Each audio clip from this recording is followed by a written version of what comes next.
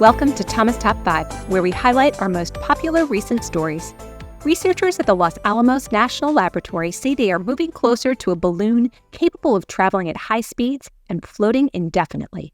If successful, the permanently floating balloons could be used for transportation, surveillance, or other applications.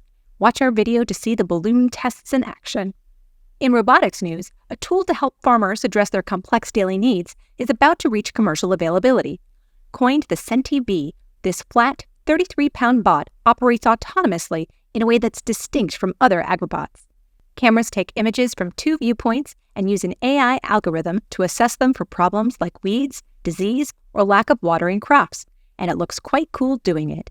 Watch our video to see how the agrobot works. In the automotive sector, the U.S. is about to get its first true high-speed rail line. Brightline West is officially building a $12 billion line running between the southern Nevada city and Metro Los Angeles. Reminiscent of the bullet train speeding through Europe or Japan, it will reach speeds of 186 miles per hour. For the full details, read our recent article. In other vehicle news, Hyundai is putting nano cooling film, a new vehicle window tint that could significantly cool interiors, to the test.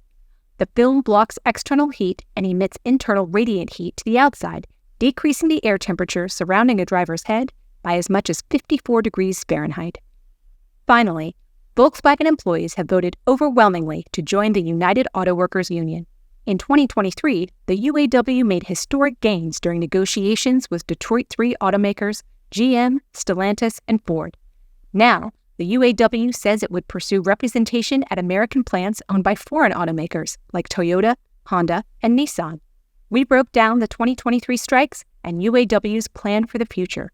For more industrial news and trends, head to thomasnet.com/insights. I'm Megan Conniff, and this is Thomas Top 5.